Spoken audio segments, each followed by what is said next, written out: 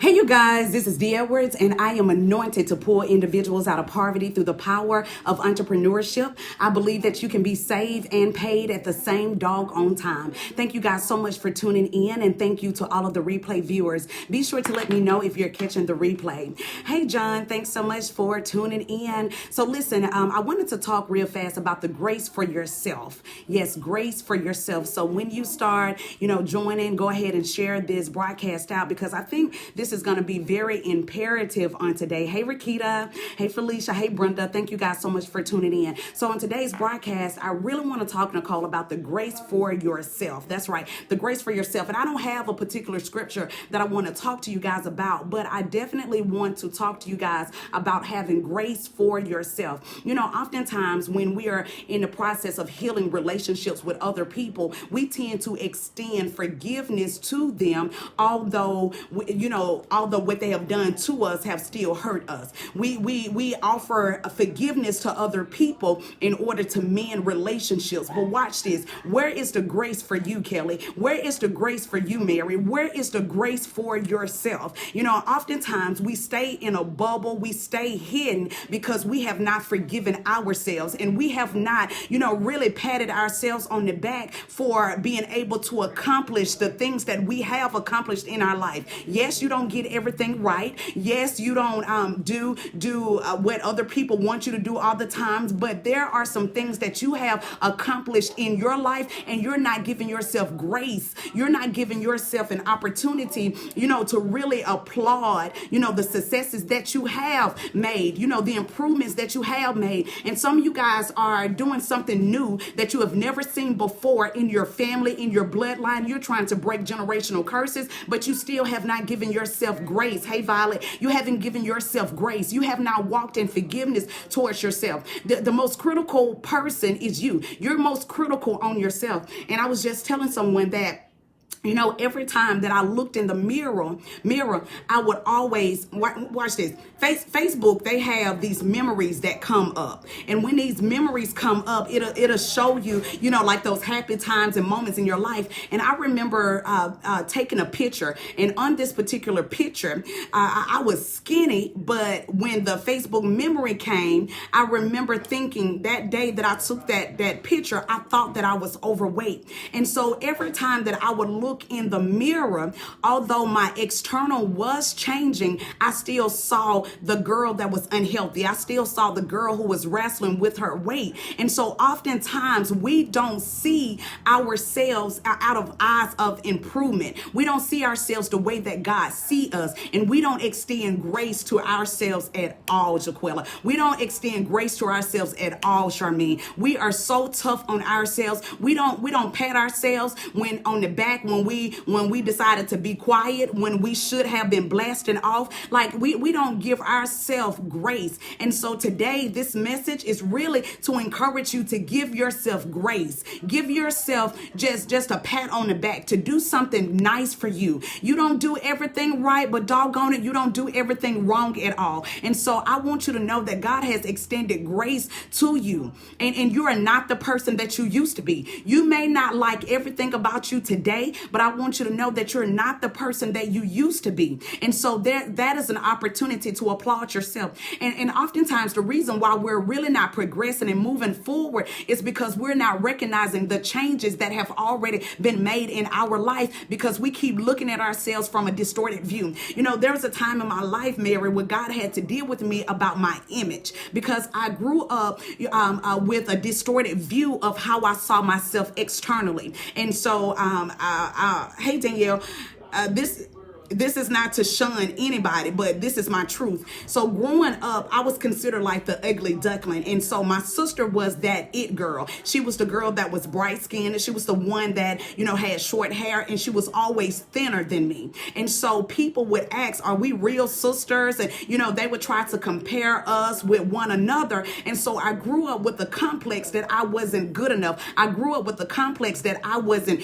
cute enough. And so throughout my years and through throughout my life, I grew up, thinking that I wasn't beautiful, I wasn't pretty. And so when people started to tell me, Danielle, that I was cute, and I would say thank you, I don't know if they thought I was saying thank you because I knew I was pretty. I was saying thank you because, because every time they told me, I had to tell myself that I needed to accept what they saw, and also I needed to accept what I saw about myself. And so I would get in the mirror, I would get in the mirror, and I would criticize everything about me. So everything that people said was beautiful about me, I would get in the mirror and I would critique it. I would talk about my freckles. I would talk about my forehead. I would talk about my nose. I would talk about my lips. I would talk about my weight. So everything about me that people was applauding or had something nice to say, I was criticizing myself. And so I remember one day, I'm the type of person that Crystal, I would compliment everybody. I would find something good in you, but when it came down to me, I would never find anything good about myself. Thank you guys so much for sharing this out. So I would never find anything good about myself. And I remember one day that I was going to look in the mirror, and the Lord had to stop me. He told me not to say anything negative about myself. And he put me on a 30-day fast of negativity concerning myself. And so initially when I started out, starting out in this 30-day fast, and this fast was that I couldn't say anything negative about myself, about my exterior or about my interior. I couldn't say anything negative. And I had to literally retrain my mind not to see negativity. And I had to ask God to give me his eyes so that I can see myself the way that he saw me. Because at first, when I looked in the mirror, that all I saw were my flaws. I saw my shortcomings. And so I had to ask the Lord during those 30 days to do an exchange of my words concerning myself. I had to ask God to renew in me the right spirit and give me a clean heart concerning myself. I had to ask God to change my language concerning myself. And when I started that fast, initially, it was really hard because when I looked in the mirror, I wanted to critique myself. I wanted to say something negative. But every day, I began to find something good about myself. Hey, Tony, I hope things are well. Every day, I began to find something good about myself, something good that I liked. And then I started to focus on that until I began to change my own self-image and the way that I view myself. So God already knew that I was created wonderfully and I was fearfully made. However, I didn't believe that about me because all I saw was flaws until God had to make me go on this fast where I couldn't say nothing negative about myself for 30 days. And I had to change the way that I view myself I had to change the way that I view myself before, because I was putting the weight on everybody else to affirm me, and I hadn't affirmed myself. Okay. And that comes from dealing with rejection and abandonment my entire life. I figured out, because everybody else was abandoning me and rejecting me, guess what? I found out a way to adopt those exact same things and reject my own self.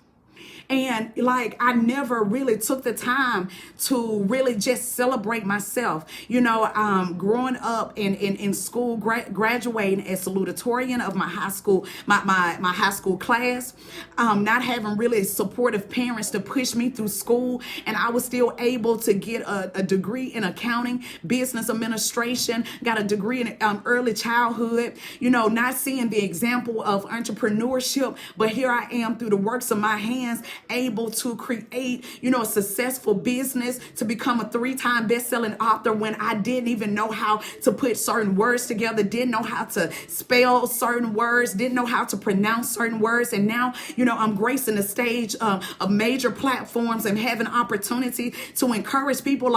All of these things, they were great and amazing. But because of the way that I saw myself, I wasn't able to appreciate my own accomplishments. Y'all, I tell y'all all the time that, Danielle, I didn't see myself as even successful. Somebody had to stop me and tell me that I was successful. They had to stop me and applaud me for all of my accomplishments that I've made. I was like, I didn't even realize it. That's because I was dealing with I was dealing with being unworthy. And when I looked in the mirror, I didn't see the grown D. I still saw that little girl who was wounded. I saw the little girl that people talked about and they criticized. I saw that little girl. And it wasn't until God had to deal with me and I had to get to a place of healing when God corrected my view concerning me. And I would, y'all can't be as hard on me as I can be on myself. So I was extremely hard on myself, and I did not extend myself any grace. Anytime that I would slip up, I'll make a mistake, or I'll fall short, I would be hard on myself, and I expected God to treat me the exact same way. So I'm just being real transparent with you guys right now. I expected God to treat me the exact same way, and I expected people to treat me the exact same way because I had not extended myself grace. I hadn't extended myself favor. You know, it was hard for me to really, it's crazy, to do certain things for myself, take time out for myself. It was hard for me to just affirm and to love myself, because here's the thing. This is crazy. When I was in the streets and when I was in the world, I had more support then. And so when I started experiencing, you know, some form of success, I had the ones who I love dearly start to criticize me and saying that, oh, she just think that she's too much. That's one thing to hear that from people who don't know you. Okay, but to hear that from your own bloodline and having people in your family not talking to you because of the success that God has given me. So that was hard for me to even accept the fact that I was successful, because success was also criticized. It was also criticized. And so like God had to teach me. God had to teach me, Rakita, how to have just a grace for myself. And so I wanted to share this with you and be very vulnerable with you guys, because, Takesha, we got to get to a place where we can just pull back the expectation from other people, and we have to start living in the grace that we extend to other people, and the grace God has given us. We got to start living in that for ourselves. I was treating people better than I was treating my own self, and that's not how the grace of God works. What's available to other people is also available to me. I remember being in the pulpit. I would minister. I'm telling you, seeing people's lives completely healed, delivered, and set free. But I was going home and I was still struggling with my own demons. And the same thing that I was casting off of them, I was still weighed with in my personal life. And so the enemy was using that, and he was beating me up, and he was making me feel as if I was just unworthy. He was making me feel that that I was not good enough. And so it was crazy that I was receiving more of what the enemy was saying versus what God was saying, because there was a part of me that believed what the devil was saying versus what God was saying. Okay. The only way that the words of the enemy can be effective in your life, the only way that it can infiltrate your life, if you receive and if you believe what is being said about you. And so it's not because surface wise, I was saying, I don't believe that. But internally, in those wounded places of my life, it was a part of me that was receiving it. And so I started treating myself like the words that I had received. Ooh. And so I had to realize, Hope, that, you know, the healing and the deliverance that I was walking other people through, this was the thing that was available for me as well. And so I come on here today. I really want to just encourage you and to let you know that there is grace that is available for you. You have to live in grace and extend grace to you. And this is the reason why when people fall, they have a hard time with getting back up again, because when they fall, they hear the devil say that I told you so. I told you that you weren't going to be good enough, or your parents was right to reject you. They was right to give you away. That's why nobody wanted you. And so when you fall, you're hearing those negative words from the enemy, and it's weighing you down. And I had to deal with those issues in my life so that I could learn to give myself grace. I had to learn. I had to literally adopt the mind of Christ. I had to establish boundaries in my life so that I can move forward and learn to live in this freedom. Because, there was a freedom that I really wanted to experience in life. Like, I heard that people could be free, and I saw all of these people just laughing and enjoying life. Like, I wanted that. I'm like, God, how can I get that? And I couldn't get it because I was so bound with negativity. I was so bound with hurt and unforgiveness. I was so bound with rejection and grace that whatever God had given me, I was breaking it. I was destroying it. I was cursing it because I was living more based upon the words of the enemy than I was based upon the words of God. Yeah. Yeah, Rakita said, no condemnation. My God casts every thought that doesn't align with his word. That's right. But listen, Rakita, I had to learn how to do that, Sophia. I knew what the word said. I knew that there was no condemnation. So I didn't even really know what that means, not to have no condemnation, because that's such a church word. No condemnation, no condemnation. But I didn't realize that God was just really telling me that anytime that there's guilt, really that anytime that there was guilt or shame there that was keeping me from moving forward, God was trying to show me that that was not of him. Anything that opposes what's written in the Bible concerning you, that is not of God. I had to adopt that. I had to learn that. That is something that I had to learn. I had to learn the righteousness of Christ. I had to learn his ways and his thought. I had to learn that I was still created wonderfully and fearfully made. These are the things that I had to learn, because if the Bible said that I was wonderfully, thank you for sharing this out, you guys. If the Bible was saying that I was wonderfully and I was fearfully made, I'm like, well, why do I see all of these flaws? Like, why I don't feel wonderfully and fearfully made? And God had to tell me, D, you got to adopt this. You got to pick this up. Just like you pick up bad habits, you got to pick up righteousness. You got to change your thoughts intentionally, because the negative thoughts, they're going to come concerning you. But when they come, you pull them down by speaking opposite, right? And so I'll give you an example. So if the enemy would say that when you look in the mirror, if the enemy say that you're fat, you're just fat and you're just overweight, right? Now, the reality is that you may be fat and overweight, but still you have to learn how to stand in truth and profess that I am healthy. I am in good weight. And initially it feels like a lie. And the reason why is because you have picked up the lie from the devil and you made it your truth. And so when he said those things, you were coming into agreement with what the devil was saying.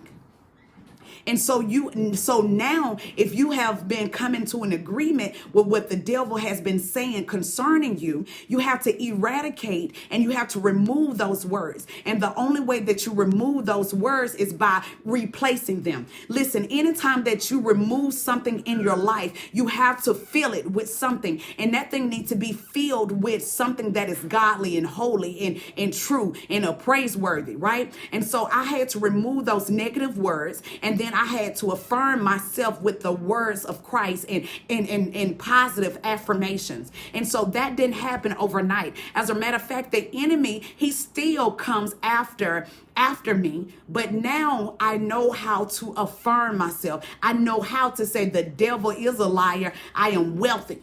Okay. If you know that God has called you to be wealthy, but right now financially you are struggling, you can't look at your financial situation and be like, oh, I'm just struggling, I ain't gonna never get out of debt. No, because when you say that, those are your words of agreement. Thank you for sharing this out.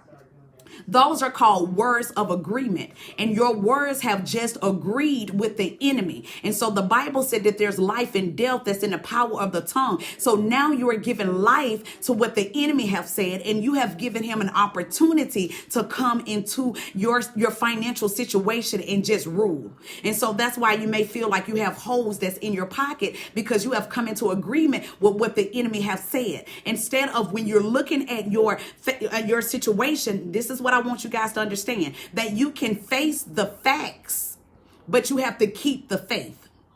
Okay. face the facts. The facts is that right now you don't have any money, but your faith saying that you are wealthy, that you're a multimillionaire, that you have more than enough to take care of your family. So you can face the facts of it, but you have to start speaking still what God said. Okay, so you have to shut the enemy's mouth. You have to learn how to shut the enemy's mouth. Okay, so this is how you relearn circumstances. This is how you learn to change your words. So now I've gotten to a place where regardless of what my personal situations say, I'm not going to speak it negatively over my life because I understand how powerful words are.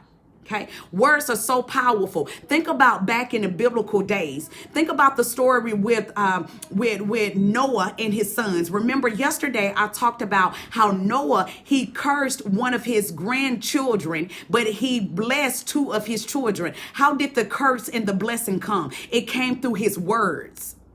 Okay.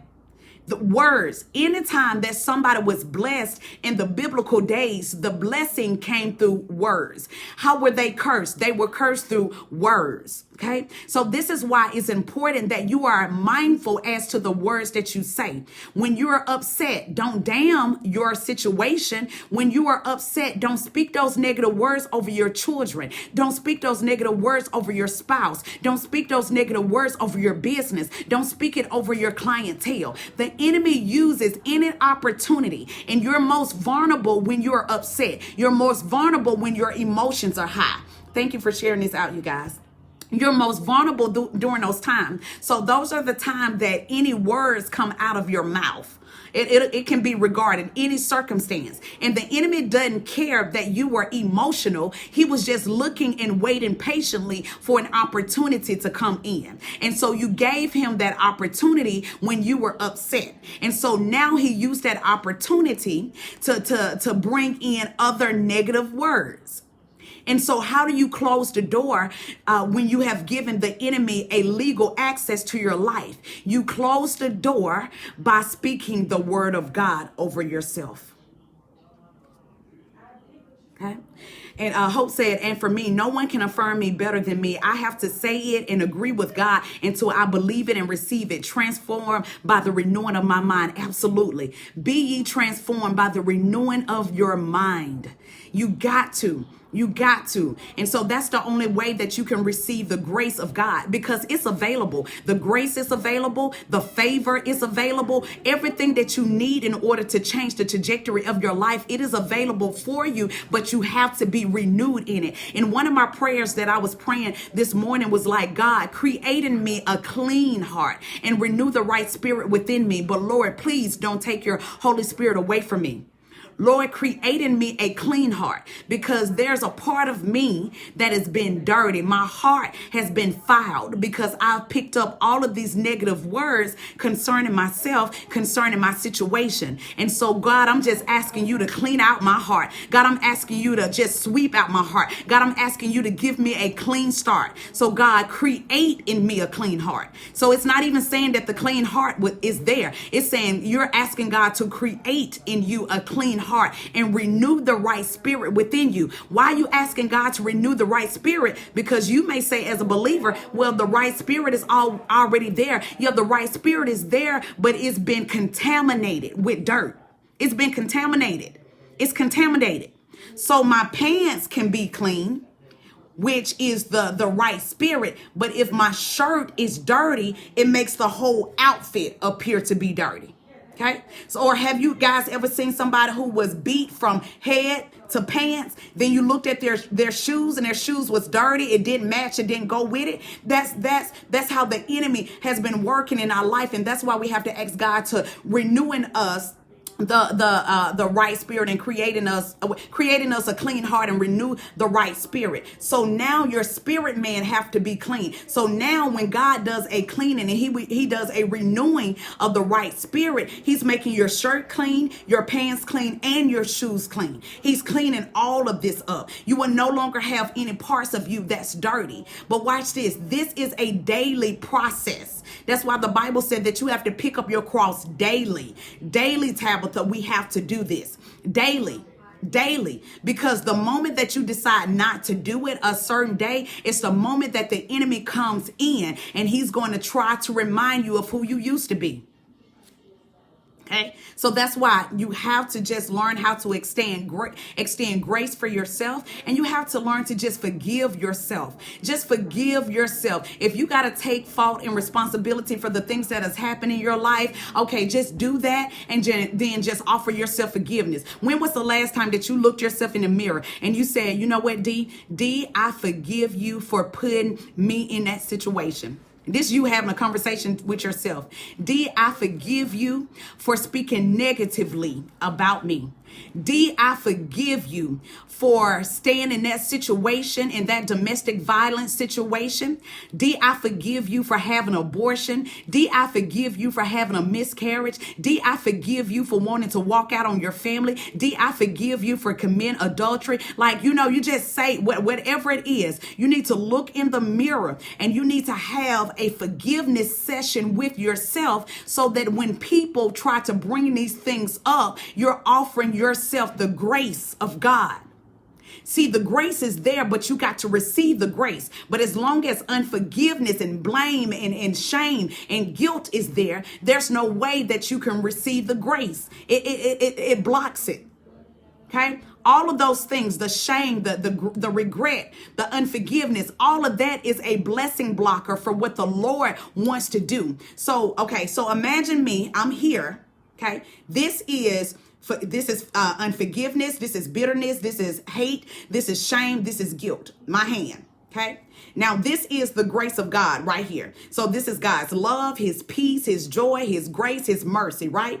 And so here God is trying to get it to me. But guess what? I can't get it. Why? Because of the blessing blockers that's in the way. So as soon as you learn how to forgive yourself, then the grace can come to you.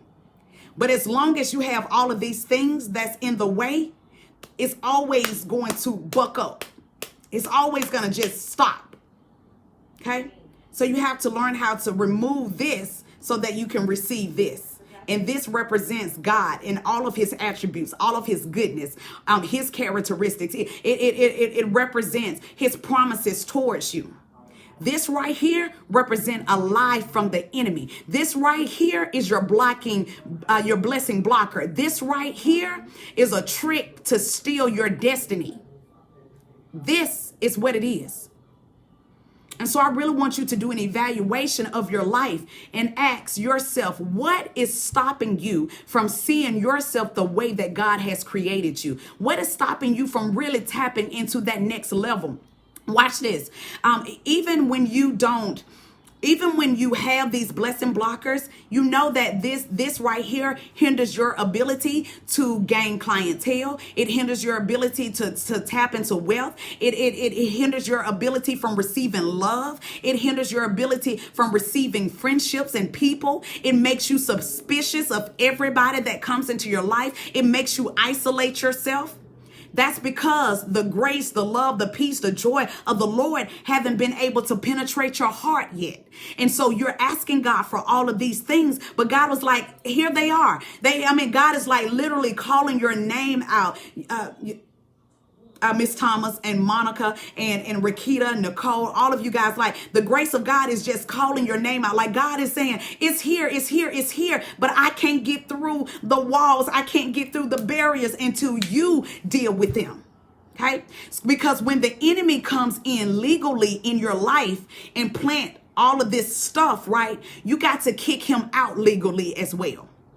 You got to treat him like an intruder. You got to treat him like he's a robber. You got to treat him like he's a thief. You got to treat him. And because you let him in, you got to tell him to get out. And so that's why we haven't been able to receive the things of the Lord. It's because we have an intruder there. And the intruder then brought all his luggage and all of his bags. And he's weighing us down. And so you got to, like he legally entered in, you have to legally kick his butt out so that you can receive all that God has for you. Because there was a time in my life that I felt like God didn't love me. I was like, God can't love me. He can't love me. But I didn't know that there was things that was in the way that was keeping me from receiving the love of Christ. Okay. There's things that always, if God has called you to be great and you're not walking in your greatness, there's something that you have received from the enemy that keeps you from receiving it. Thank you guys for sharing this out. It keeps you from receiving it. And so you have to deal with that thing so that you can receive what God has for you. Watch this. My husband can love me. I'm talking about from the top of his head from the top of my head to the bottom of my feet. This man can do everything that God has told him to do concerning the way that he treat me, love me, all of this. But as long as I have something inside of me that keep me from receiving his love, guess what? His loving is almost in vain because I'm not receiving it, because there's something in the way that keep me from receiving his love. Okay. It's something that stands in the way to keep you from receiving something that God has for you. And so we have to learn how to eradicate, erase that. We have to destroy that thing that keep you even from receiving love in your marriage, that keep you from receiving friendships, that keep you from receiving the blessings of the Lord. Because if the Lord said that it's here, it's available, and he wants you to have these things, we got to learn how to reject the enemy instead of God. Yeah, we got to get to a place where we reject the enemy instead of God. We've been accepting the enemy and rejecting God because of the way that we see ourselves. But today, the Lord wants to change those things. He wants to change those things. And I pray just by listening to this message today that the Lord will help you to deal with the inner you so that you can truly receive all the grace, all the love, the kindness, the wealth, the success that he has for you. Because if you abide in him, he will abide in you, and you can ask the Father for whatever and he'll give it to you. So the thing that you've been praying for, Sierra, it is there. It's there, but you have to position yourself to receive it. Okay. Well, I love you guys so much. Thank you so much for tuning in and sharing this broadcast out. Be sure to share this out, because I really want other people to understand that the grace that they need, that is already available, is there.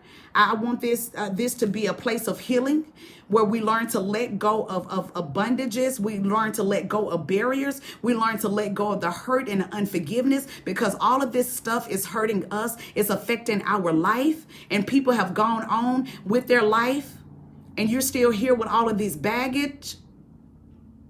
Okay, so it's time for us to get free in God so that we can start enjoying the latter time of our life. If you live the first part of your life miserable, I'll be doggone if you live the latter part of it that way. We can't continue to repeat these cycles. Okay. Sierra says, so your prophecy on your yesterday, it sure did happen. Wow, wow, wow, wow. And I hope that you handle it the correct way.